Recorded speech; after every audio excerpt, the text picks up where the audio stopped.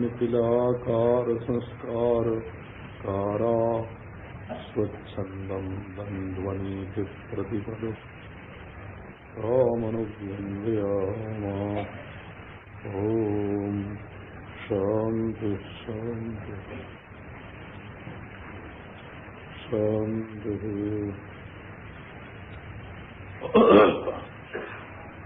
प्रपन्न पारिजातोत्रवेत्रैकपाणये ज्ञानमुद्राय कृष्णाय गीतामृतदुहे नमः। सर्वोपनिषदो गावो दुग्धा गोपालनन्दना साधो स्वच्छीर्गोपा दुग्धं गीतामृतं महत्। गीतासु गीता कर्तव्या किमन्ये शास्त्रविस्तरैः या स्वयं पद्मनाभस्य मुखपद्मार्जुनस्य। ॐ शान्ति शान्ति शान्ति।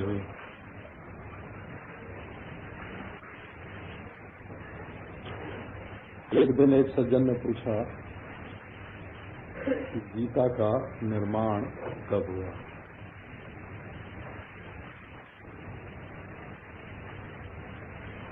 मैंने उनसे प्रश्न पर प्रतिप्रश्न किया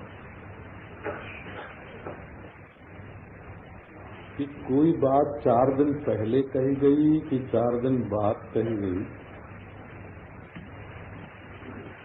इसकी कीमत होती है कि बात सच्ची कही गई या झूठी कही गई, इसकी कीमत होती है। कोई बात 4 दिन पहले अगर कही जाए और वो झूठी हो, या 4 दिन बाद कही जाए पर झूठी हो,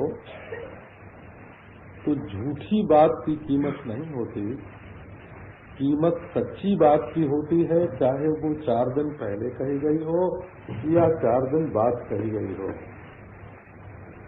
इसलिए जो लोग काल की खोज करते हैं कि गीता कब कही गई, उनका विभाग दूसरा है। वे ऐतिहासिक अनुसंधान कर रहे हैं, पुरातत्व की खोज कर रहे हैं, गीता में किस तत्व का निरूपण किया गया है, इसके साथ उनका कोई संबंध नहीं है। एक ने कहा, महाराज भूगोल के किस हिस्से में गीता का वर्णन हुआ, जंगल में बैठ के कही गई कि पहाड़ पर बैठ के कही गई कि युद्ध भूमि में बैठ के कही गई कि सोते कही गई कि बैठते कही गई। इस कीमत इस बात की नहीं होती कि वो बात किस जगह बैठ कर कही गई, कीमत इसकी होती है कि वो सच्ची है कि झूठी है। अच्छा, जो बात कही गई वो बच्चे ने कही कि बूढ़े ने कही। बालादपि सुभाषितम, यदि बच्चे ने भी सच्ची बात कही हो तो उसको आप मानिए, जो बूढ़े लोग कहते हैं वही सच्चा होता है, जो बच्चे लोग कहते हैं वो सच्चा नहीं होता है। तो ये अभिनिवेश बिल्कुल छोड़ दीजिए। हमें तो ये देखना है कि जो बात कही गई है वो जांच करने पर सच्ची उतरती है कि नहीं उतरती है। यदि बात कही हुई बात कभी भी कही गई हो, कहीं भी कही गई हो, किसी ने भी कही हो, किसी भी भाषा में कही हो, परंतु वो बात अगर सच्ची उतरती है तो सत्य की कीमत होती है। उसी सत्य को तत्व कहते हैं। जो कभी भी बाधित न हो, जिसको कभी कोई झूठी सिद्ध न कर सके। लो भला, ऐसी बात का क्या प्रमाण है कि जो कभी झूठी सिद्ध न हो? आगे शायद झूठी सिद्ध हो जाए।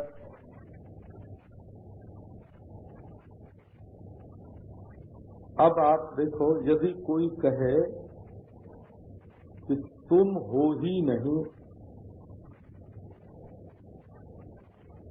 तो ये बात कब झूठा सिद्ध हो सकेगा? बोले हम नहीं रहेंगे तब ये झूठा सिद्ध हो जाएगा। जब तुम नहीं रहोगे तो तुम नहीं हो, इसमें तुम किसके लिए बोला जाएगा?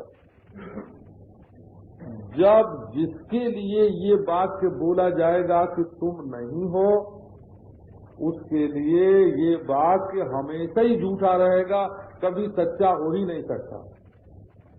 या बोलने वाला कहे कि मैं नहीं हूं, जब कभी कोई बोलने वाला होगा और बोल के बतावेगा कि मैं नहीं हूं, तो चाहे वो किसी समय बोले, किसी जगह बोले, किसी भाषा में बोले, किसी रूप में बोले, जो बोलेगा कि मैं नहीं हूं वो बिल्कुल झूठ बोलेगा। इस बात को आप समझ जाए। मैं नहीं हूं ये बोलना सत्य के क्षेत्र में है ही नहीं। तो गीता का ऐतिहासिक अनुसंधान जो थीसिस लिखने वाले लोग हैं उनके ऊपर छोड़ दिया जाए, और ठीक कुरुक्षेत्र में ही कही गई कि कहीं अन्यत्र, इसकी खोज जो भूगोल के विद्वान हैं उन पर छोड़ दी जाए।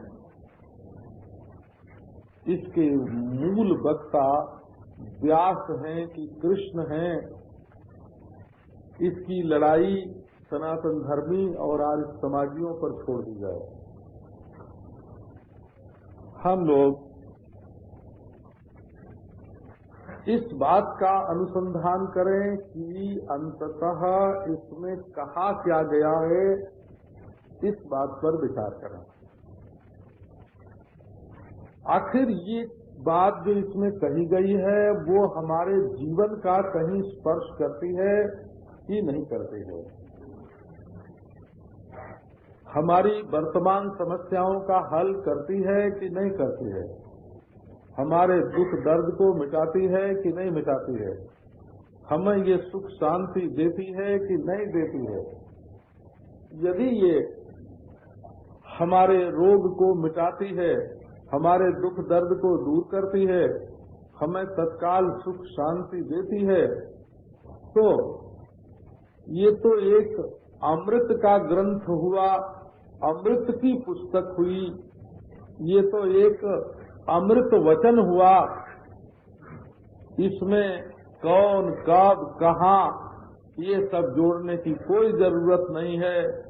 ये तो हम अब यहाँ हमारे भीतर बैठा हुआ अंतर्यामी श्री कृष्ण गीता का प्रवचन कर रहा है, यही कर रहा है, अभी कर रहा है। कृष्ण को भूत बनाना सनातन धर्मी कृष्ण के साथ अन्याय है।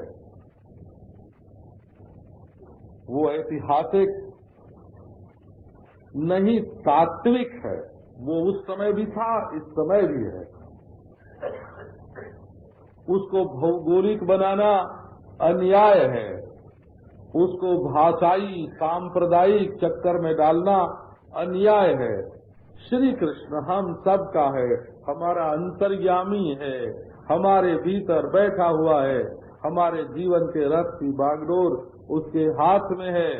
गीता नर की समस्या का समाधान करने के लिए नारायण के द्वारा कही गई है। अपना अपना विभाग अलग है।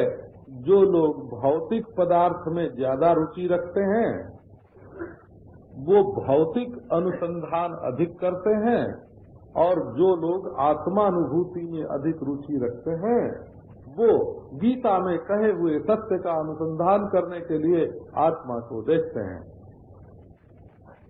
गीता में यदि स्वर्ग का वर्णन हो तो उस पर आपको श्रद्धा करनी पड़ेगी। श्रद्धा, स्वर्ग और नरक का वर्णन जब तक आप अपनी श्रद्धा नहीं जोड़ेंगे तब तक सिद्ध नहीं होगा।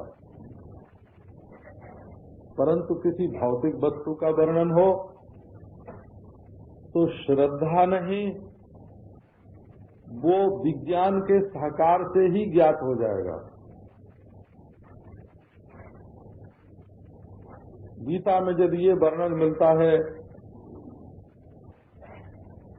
कि अग्नि के द्वारा, सूर्य के द्वारा, चंद्रमा के द्वारा परमात्मा का प्रकाश नहीं हो सकता, तो उसको आप वैज्ञानिक रीति से सोच सकते हैं कि आंख के द्वारा, मन के द्वारा, जीव के द्वारा परम सत्य को प्रकाशित नहीं किया जा सकता। परंतु जहाँ गीता में आत्मा का वर्णन आता है वहाँ न तो प्रत्यक्ष वस्तु के अनुसंधान के समान विज्ञान के सहकार की जरूरत है, और न तो नरक स्वर्ग के अनुसंधान के समान श्रद्धा की आवश्यकता है।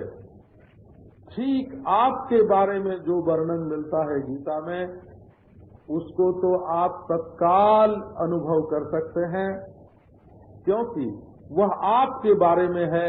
आपका स्वरूप कैसा है इसका निरूपण करने के लिए है। आप कैसे हैं इसको आप तत्काल अनुभव कर सकते हैं। उसमें न वैज्ञानिक यंत्र की आवश्यकता है और न तो श्रद्धा विश्वास की आवश्यकता है। वो तो आप जैसे हैं वैसा आपको तुरंत अपरोक्ष साक्षात्कार कराने के लिए है। अब गीता के बारे में एक दूसरी बात हुई है।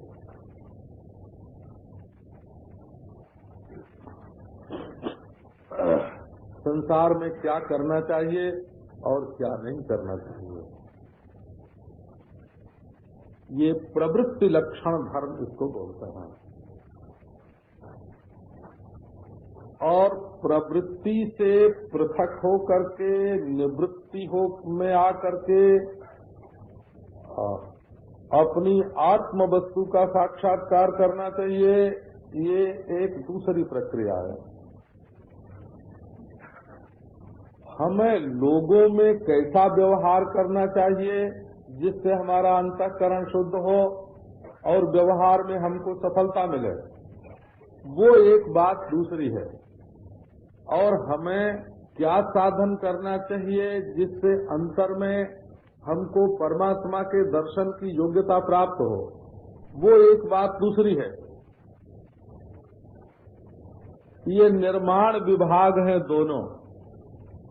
ये दुनियादार लोग जो हैं वो कुछ करते हैं तो कुछ बनता है, कुछ करते हैं तो कुछ मिलता है, कुछ नई चीज बनानी होती है तो कुछ करना पड़ता है।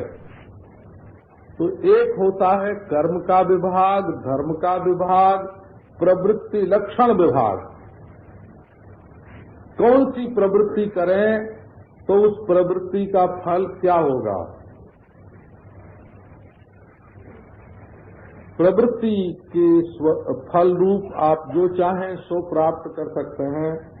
आपको धन मिलेगा प्रवृत्ति से, आपको भोग मिलेगा प्रवृत्ति से, आपको धर्म मिलेगा प्रवृत्ति से,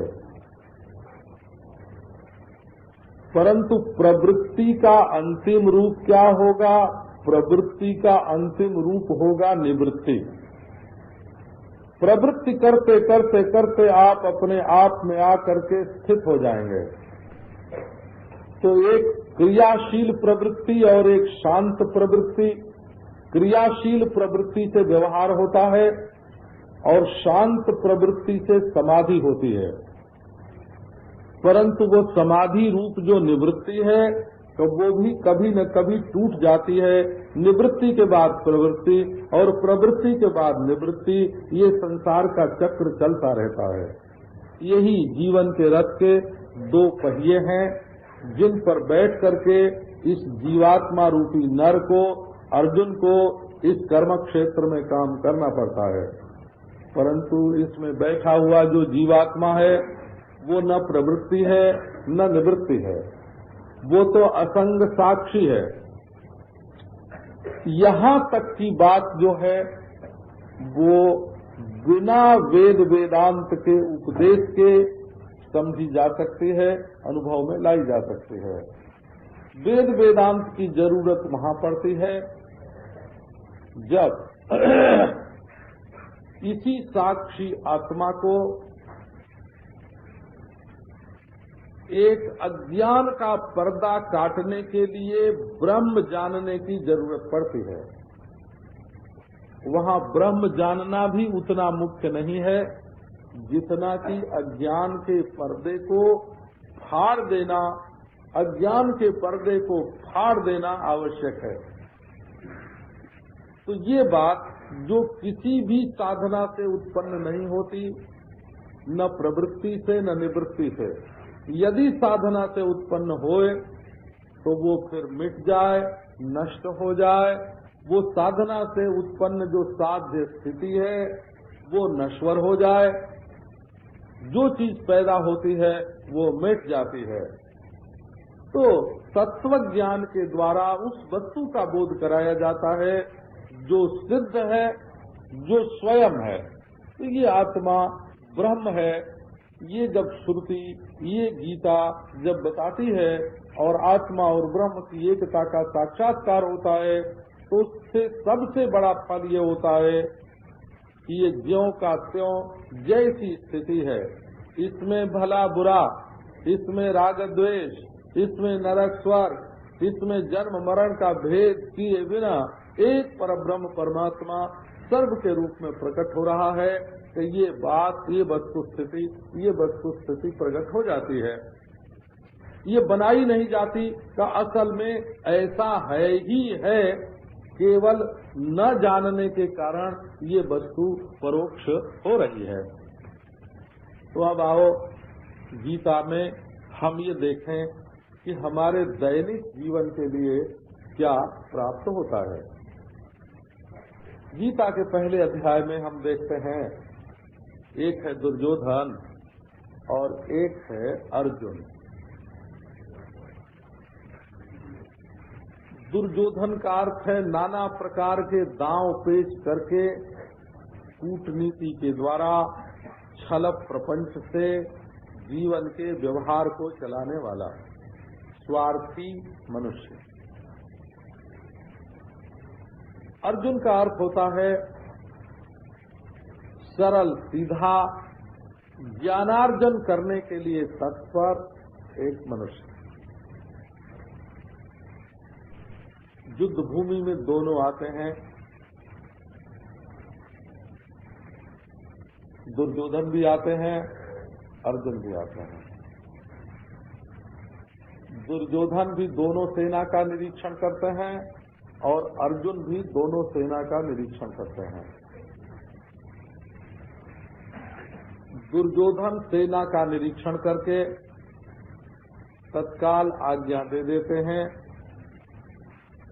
कि आप सब लोग भीष्म की रक्षा करें।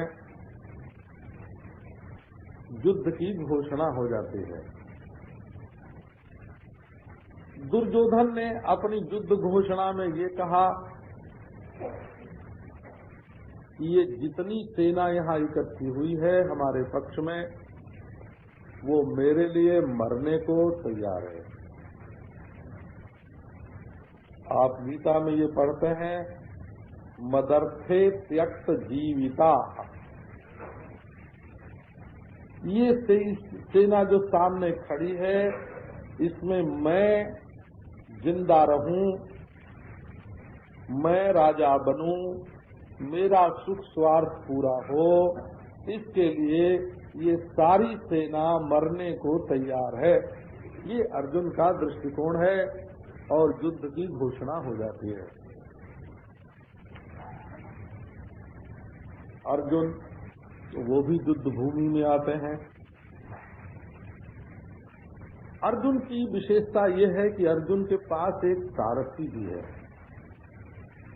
आपने गीता के प्रारंभ में दुर्योधन के रथ और दुर्योधन के सारथी का वर्णन नहीं देखा। बताइए, गीता के प्रारंभ में दुर्योधन के सारथी का क्या नाम है? किस सारथी को आज्ञा दी दुर्योधन ने कि तुम हमारा रथ युद्ध भूमि में ले चलो? न तो उसके सारथी का वर्णन है, न सारथी के लिए निर्देश का वर्णन है। परंतु जब अर्जुन युद्ध भूमि में आते हैं तो उनके रथ का भी वर्णन है, उनके सारथी का भी वर्णन है। माने आप यदि जीवन यात्रा करना चाहते हैं तो आपके पास एक रथ भी होना चाहिए, रथ में घोड़े भी होने चाहिए और उसके लिए एक उत्तम सारथी भी होना चाहिए। ये अर्जुन और कोई नहीं, नर है। नर नारायण दो रूप में प्रकट हुए हैं, एक का नाम जीवात्मा, एक का नाम ईश्वर। जीवात्मा युद्ध भूमि में अवतीर्ण हुआ, परंतु अकेला नहीं, उसने नारायण से कहा तुम भी हमारे साथ चलो, और चलो इतना ही नहीं, हमारे रथ का संचालन करो। तो जो नारायण को अपने जीवन रथ का संचालक बना करके इस व्यवहार की भूमि में, व्यवहार के रण क्षेत्र में अवतीर्ण होता है, वो सफल होता है। आप देखो, आप कोई काम करने जाते हो तो नारायण को साथ लेकर जाते हो कि नहीं, ये पहली बात।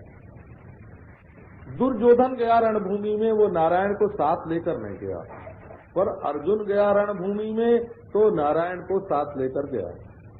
हम समझते हैं कि और सब बातें भूल जाएं तो भूल जाएं, ये बात तो भूलने लायक नहीं है। नारायण माने ये मनुष्य का शरीर जो दिखाई पड़ता है, ये केवल मनुष्य का शरीर, हड्डी, मांस, चाम का पुतला नहीं है। इसके भीतर जो समष्टि का संचालक है, जो समष्टि का उत्पादक है, जो समष्टि का स्वामी है, वो परमेश्वर इस शरीर के भीतर बैठा हुआ है।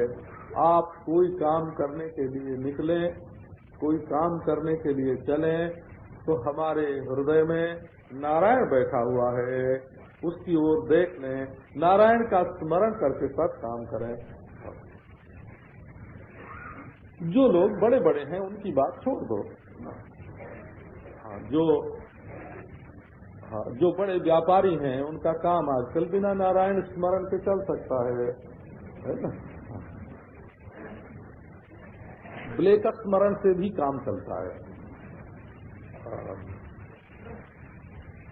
जो बड़े बड़े शून्यवादी हैं, बड़े बड़े विचारक हैं, थोड़ा सा बड़प्पन महाराज जिसके भीतर आ जाता है, चार आदमी पीछे चलने लगे, चार आदमी तारीफ करने लगे, चार पैसा ज्यादा हो जाए, चार किताबों की बुद्धि और आगे बढ़ जाए, है ना, साधना के क्षेत्र में थोड़ी चकमक कोई आ जाए तो नारायण को भूल जाते हैं। तो हम गीता की ओर से पहला निवेदन आपसे ये करते हैं कि आप कोई भी काम करें तो उसमें अकेले, असहाय, दीनहीन नर के रूप में न करें। नारायण की सारी मदद आपको प्राप्त है, इस रूप में आप अपना काम प्रारंभ करें। पहली बात ये है। अब एक दूसरी बात पर भी ध्यान दो। माने आप असहाय नहीं हैं ये मत समझें। आप कोई काम करने के लिए जा रहे हैं, नारायण आपके सहायक हैं। यहाँ से काम प्रारंभ। ये आपके दैनिक जीवन के लिए बात है। मालवीय जी की बात तो मैंने कई बार आपको सुनाई कि वो कहते थे कि आप घर से कोई काम करने के लिए निकलें तो 4 बार नारायण नारायण नारायण नारायण बोलना। यदि कोई नदी बहती है, नहर चलती है और अपने मूल उद्गम से उसका संबंध बना रहता है तो वो नदी सूखती नहीं है, वो नहर सूखती नहीं है। लेकिन ऐसी नहर कोई निकाली जाए तो उसका अपने मूल उद्गम से संबंध ही न रहे तो वो नहर सूख जाती है। इसी प्रकार ये जीव जो है इसका मूल उद्गम है नारायण, मूल उद्गम है परमेश्वर। यदि ये परमेश्वर के साथ संबंध रखकर संसार के व्यवहार में लगेगा तो इसकी शक्ति बनी रहेगी। परमेश्वर में से 3 बात आपको हमेशा मिलती रहती है, आप याद कर लें। एक तो आपकी जीवन धारा विच्छिन्न नहीं होगी, दूसरे आपकी बुद्धि जो है वो समाप्त नहीं होगी, बुद्धि पर बुद्धि निकलती रहेगी, और तीसरे आपके जीवन में आनंद आता रहेगा। यदि आप ईश्वर के साथ संबंध छोड़ देंगे तो जीवन की धारा कट टूट जाएगी, विच्छिन्न हो जाएगी, और आपके ज्ञान की, प्रज्ञा की, बुद्धि की जो धारा है वो क्षीण हो जाएगी, और आपको जो भीतर से आनंद आता है वो कट जाएगा, क्योंकि आप उधार आनंद लेने में लग जाएंगे। तब आप बुद्धि लेने लगेंगे किताबों से और आदमियों से, तब आप आनंद लेने लगेंगे विषय भोगों से, तब आप जीवन लेने लगेंगे दवाओं से। दवा से जीवन उधार लेना और किताबों से और दूसरे लोगों से बुद्धि उधार लेते रहना और आनंद के लिए विषय भोगों के पराधीन हो जाना, ये इस बात का नमूना है कि हमारे भीतर जो जीवन का, ज्ञान का, आनंद का जो मूल स्रोत है उससे हम कट गए हैं। अब दूसरी बात ये देखो कि हमारे जीवन में जो घोड़े हैं वो किस ढंग के होने चाहिए। तथा श्वेतैर हयैर युक्ते, दुर्योधन के घोड़ों का रंग आपको गीता में तो मालूम नहीं पड़ेगा, महाभारत पढ़ें तो आपको भले मालूम पड़ जाए कि दुर्योधन के घोड़ों का क्या रंग था, पर गीता को दुर्योधन के घोड़ों का रंग बताने से कोई मतलब नहीं है। वो तो जो घोड़ों के जानकार हों, तो जो घोड़ों के जानकार हों, जो खरीदी बेची करते हों घोड़ों की, वो घोड़ों के लक्षण पहचानते हैं। परंतु गीता इस काम के लिए नहीं है कि दुर्योधन के घोड़ों के क्या लक्षण थे और अर्जुन के घोड़ों के क्या लक्षण थे। उसको तो खास करके अर्जुन के घोड़ों के बारे में ये बताना है कि ततः श्वेतैर हयैर युक्ते, श्वेत घोड़े जुटे हुए हैं अर्जुन के रथ में। इंद्रियाणि हयानाहो, आपकी इंद्रियां सफेद जीवन व्यतीत करती हैं कि काला जीवन व्यतीत करती हैं, ये इंद्रियां घोड़े हैं। और ये इंद्रियां जो हैं ये घोड़े हैं, घोड़े। और आपके घोड़े, आपकी इंद्रियां श्वेत हैं कि काली हैं, इंद्रियां आपकी कैसी हैं? तो यदि वो काले कारनामे करने वाली हैं तो काली हैं, और सफेद काम करने वाली हैं तो श्वेत। श्वेत सात्विकता का रंग है। आपकी इंद्रियों में सत्वगुण का निवास है कि नहीं? ये आपका शरीर रथ है, आत्मा रथी है, बुद्धि में बैठे वासुदेव सारथी हैं, और आपकी इंद्रियों के घोड़े कैसे हैं? श्वेत हैं कि नहीं हैं? ये आपके जीवन के लिए रोज रोज की बात है, दैनिक जीवन की बात है। आप इंद्रियों को काले रंग में डुबोते हैं कि लाल रंग में डुबोते हैं कि सफेद रंग में डुबोते हैं? आप अपनी इंद्रियों को श्वेत करके चलते हैं कि नहीं? आपके घोड़े सफेद हैं कि नहीं? प्रश्न ये है। तो देखो, अर्जुन की एक बात तो ये है कि उसका सारथी नारायण है।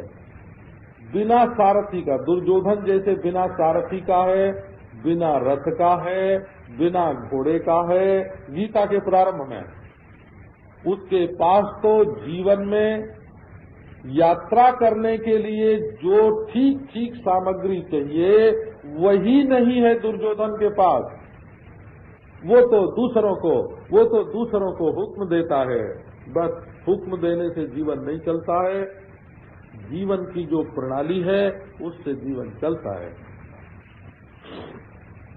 आप देखें, श्री कृष्ण और अर्जुन एक रथ पर बैठे हुए हैं। एक है आपका हृदय, इसमें आपका एक छोटा सा मैं व्यक्तिगत जीवन से संबद्ध होकर काम कर रहा है, और एक इसमें है अनंत चैतन्य परमात्मा, जो छोटे से जीवन से मैं मेरा किए बिना इसका संचालक हो रहा है। और दोनों में चैतन्य एक है। सत्वमेकम द्विधा स्थितम, एक ही सद वस्तु अर्जुन और कृष्ण दोनों के रूप में प्रकट है। देखो, एक दिन है, एक रात है, लेकिन काल दोनों में एक है।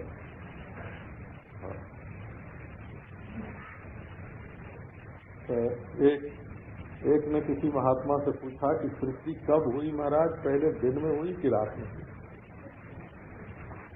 पहले जब सृष्टि हुई तो दिन में हुई कि रात में हुई? एक ने प्रश्न किया।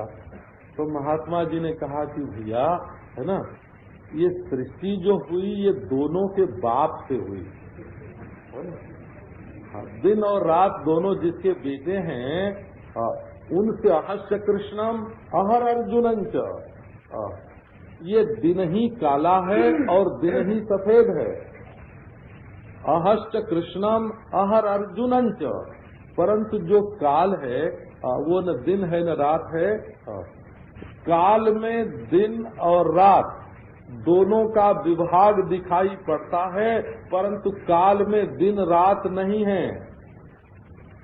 बोले, ये तो जिसने सृष्टि बनाई उसने अपनी सृष्टि के साथ साथ दिन और रात भी बनाया। तो अर्जुन और कृष्ण इन दोनों के साथ, इन दोनों में एक परमात्मा चैतन्य अखंड व्याप्त है।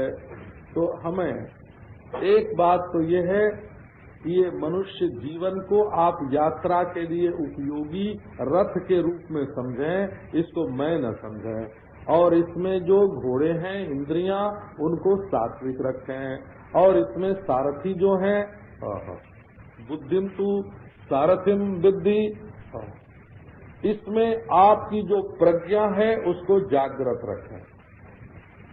यहाँ से जीवन प्रारंभ होता है।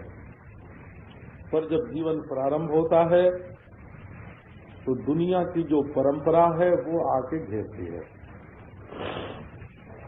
परंपरा क्या है? परंपरा है अविचारित, जिस पर हमने कभी भी विचार नहीं किया है। वो मक्खी की जगह पर मक्खी, जैसे बोलते हैं, जैसे लकीर के फकीर। हम स्वयं में कभी विचार नहीं करते हैं पुरानी लकीर को पीटते चलते हैं। असल में जिज्ञासा का उदय ही उसके मन में नहीं हो सकता। जो केवल लकीर पीट के अपने जीवन का संचालन करना चाहता है, उस लकीर को समझने की अभीप्सा, प्रेप्सा, तो उसके लिए एक जिज्ञासा, एक प्यास का उदय होना चाहिए। अर्जुन ने सृष्टि देखी, दोनों तरह की सृष्टि देखी, अच्छी भी देखी और बुरी भी देखी, दुर्योधन के पक्ष के लोगों को भी देखा और अपने पक्ष के लोगों को भी देखा। दुनिया में कुछ लोग अपने पक्ष के होते हैं, कुछ अपने विपक्ष के होते हैं। पक्ष और विपक्ष के बिना ये सृष्टि चलती नहीं। परंतु जिस पक्ष में हम काम करते हों, उसके अच्छे होने का बोध तो होना चाहिए ना। आप ये लो एक अपने दैनिक जीवन के लिए एक वस्तु का ग्रहण करो। क्या आप किसी का पक्षपात इसीलिए करते हैं कि वो अपना है, कि आप किसी का पक्षपात इसलिए करते हैं कि उसका पक्षपात करना चाहिए?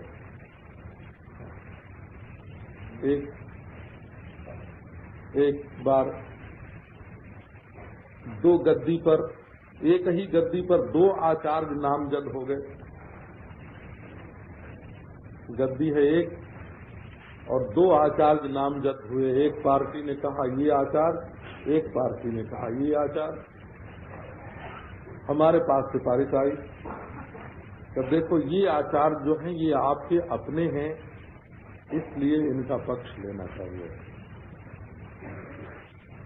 दूसरी पार्टी की सिफारिश आई कि ये आचार्य बड़े योग्य हैं, इसलिए इनका पक्ष लेना चाहिए।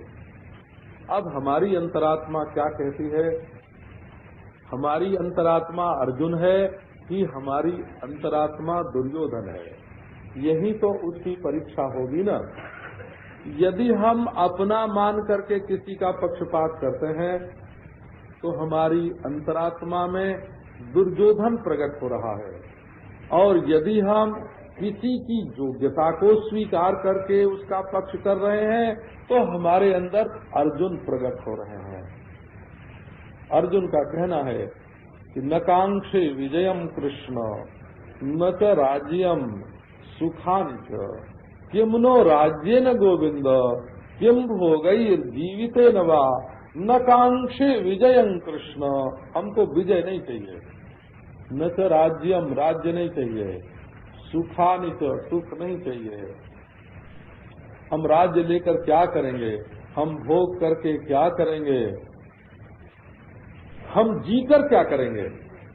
बोले भला जीने में तुमको क्या परहेज है, जीने से क्या परहेज है? तो जीने से ये जी के